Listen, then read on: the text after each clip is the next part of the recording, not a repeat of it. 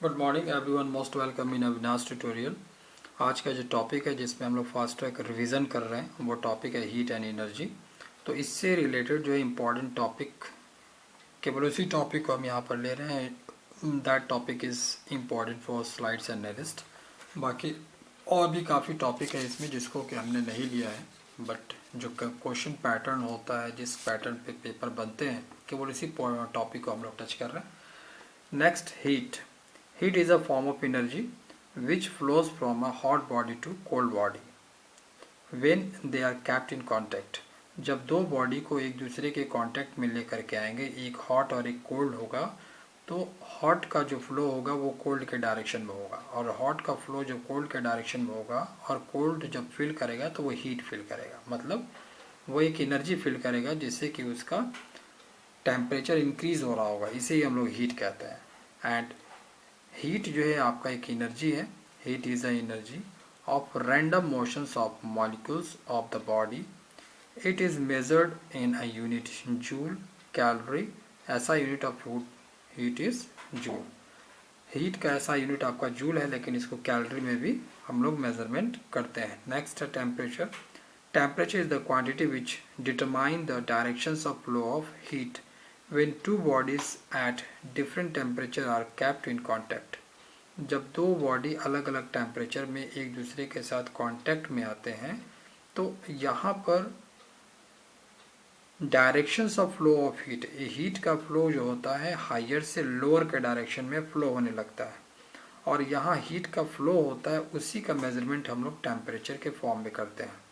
Temperature का ऐसा unit आपका केल्विन होता है, लेकिन इसको हम डिग्री सेल्सियस और फ़ारेनहाइट में भी मेजरमेंट करते हैं। Thermal expansion. The expansion that is increase in size. Expansion का मतलब होता है साइज का बढ़ना। Of a substance on heating is called thermal expansion. किसी भी बॉडी को हीट कर रहे हैं और उसका साइज बढ़ रहा है तो हम इसको थर्मल एक्सपेंशन कहेंगे। A solid expand in length, area as well as volume. एक सॉलिड को अगर हम गर्म कर रहे हैं तो उसकी लंबाई बढ़ती है, एरिया भी बढ़ती है, और उसका वॉल्यूम भी बढ़ता है। So it has linear expansion, spherical expansion and cubical expansion. जब हमारा साइज एक लेंथ में होता है तो उस तरह के एक्सपेंशन को लीनियर एक्सपेंशन कहते हैं, और जब एरिया में एक्सपेंशन होता है तो उस टाइप के एक्सपेंशन को हम स्फेरिकल एक्सपेंशन कहते हैं, और जब वॉल्यूम में एक्सपेंशन होता है तो उस टाइप के एक्सपेंशन को हम क्यूबिकल एक्सपेंशन कहते हैं या वॉल्यूम एक्सपेंशन कहते हैं। तो सॉलिड में ये तीनों तरह के एक्सपेंशन होते हैं। Liquid and gas have only cubical expansion. Liquid और गैस में केवल क्यूबिकल एक्सपेंशन होता है, मतलब केवल वॉल्यूम में एक्सपेंशन होता है, एरिया और लीनियर में नहीं होता है। Gases expand much more than liquid and liquid expand much more than solid. तो सबसे ज़्यादा एक्सपेंशन होता है जब हम लोग हीट करते हैं वो गैस में होता है, उससे कम आपका लिक्विड में, और इससे कम सॉलिड में। फिर next, anomalous expansion in anomalous expansion of water. तो वाटर की एक स्पेशल प्रॉपर्टीज होती है। The expansion of water on cooling it from 4 degree Celsius to 0 degree Celsius is called anomalous expansion of water. जब हम लोग वाटर को ठंडा करते हैं 4 डिग्री सेल्सियस से 0 डिग्री सेल्सियस तक जाते हैं, तो इनका एक्सपेंशन जो होता है वो सबसे ज़्यादा रहता है, और यहीं पर इसका जो एक्सपेंशन होता है 4 से 0 डिग्री सेल्सियस के बीच में, इसको हम लोग कहते हैं एनोमोलस एक्सपेंशन ऑफ वाटर। यहाँ पर वाटर का जो डेंसिटी भी होता है 4 डिग्री सेल्सियस पे, वो सबसे ज़्यादा होता है। Water has a list volume and maximum density at 4 degree Celsius. 4 degree Celsius पर डेंसिटी ज़्यादा होता है और वॉल्यूम जो होता है वो कम होता है, क्योंकि ये आइस फॉर्मेशन में, आइस आपका बैड कंडक्टर ऑफ हीट है। तो इस टेम्परेचर पे 4 डिग्री सेल्सियस टेम्परेचर पे जब वाटर आ जाता है, तो इस टेम्परेचर पे आपका जो एक तरह से ये एक बैड कंडक्टर का यूज़ करता है, जिससे कि दोनों साइड, जो 4 डिग्री सेल्सियस पे अगर वाटर है तो वाटर के एक साइड में जहाँ टेम्परेचर डिक्रीज़ हो रहा हो और एक साइड जहाँ पर टेम्परेचर आपका ज़्यादा हो, वो दोनों को ये बिल्कुल सेपरेट कर देता है। अब 1 ग्राम पर सेंटीमीटर क्यूब वाटर की जो डेंसिटी होती है 1 ग्राम पर सेंटीमीटर क्यूब मतलब 1000 kg पर metre cube at 4 degree Celsius. So 4 degree Celsius पे ही वाटर की डेंसिटी भी मैक्सिमम होती है और वो डेंसिटी है 1000 kg पर मीटर क्यूब, अदरवाइज 1 ग्राम पर centimetre cube. Ecosystem, it is a unit composed of a biotic and abiotic components. The biotic components includes producers, consumers and decomposers, while the abiotic components includes the physical factors such as light, temperature, air, rain, humidity and chemical factors such as inorganic and organic substances। इस type के जो हमारे system से इनको हम लोग कहते हैं इकोसिस्टम। जो कंबाइंड फॉर्मेशन है इकोसिस्टम में आपका जो मेजरमेंट होता है वो बायोटिक होता है और एबायोटिक होता है, कंपाउंड का हम लोग मेजरमेंट करते हैं।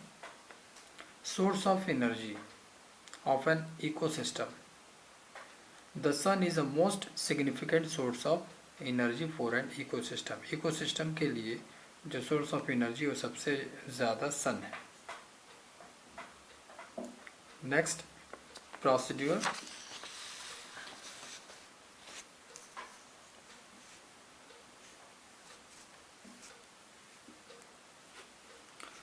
Producers, the plants are the producers which bind the simple compound into the complex organic substance by photosynthesis। तो फोटोसिंथेसिस प्रोसेस से आपका जो प्लांट है वो एक सिंपल कंपाउंड को बिल्कुल कॉम्प्लेक्स कंपाउंड में कन्वर्ट कर देता है। तो इस प्रोसेस को हम लोग प्रोड्यूसर्स कहते हैं। Primary consumer, the herbivores such as krills, that means whales etc. are the primary consumers while obtain their food from the product। Secondary consumer होता है जो प्राइमरी कंज्यूमर से फूड को कलेक्ट करता है, उसे हम लोग सेकेंडरी कंज्यूमर कहते हैं। जैसे कि small fish as secondary consumer में आता है, which obtain their foods from the primary consumer. और टर्टियरी कंज्यूमर क्या होता है, तो वो कंज्यूमर जो कि सेकेंडरी कंज्यूमर से फूड को लेता है वो आपका होता है टर्टियरी कंज्यूमर। और उसमें आता है आपका एग्जांपल मैन। तो ये थर्ड पार्टी है जो पहले, दूसरे और तीसरे पार्ट में आता है। प्राइमरी जो डायरेक्टली रिसोर्सेज से लेता है फूड, सेकेंडरी होता है जो कि प्राइमरी से फूड लेता है, और टर्टियरी होता है जो सेकेंडरी से लेता है। Energy flow in ecosystem, the energy flow in ecosystem is linear, मतलब बिल्कुल स्ट्रेट होता है। And the entrance, transformations and diffusions of energy in ecosystems are governed bye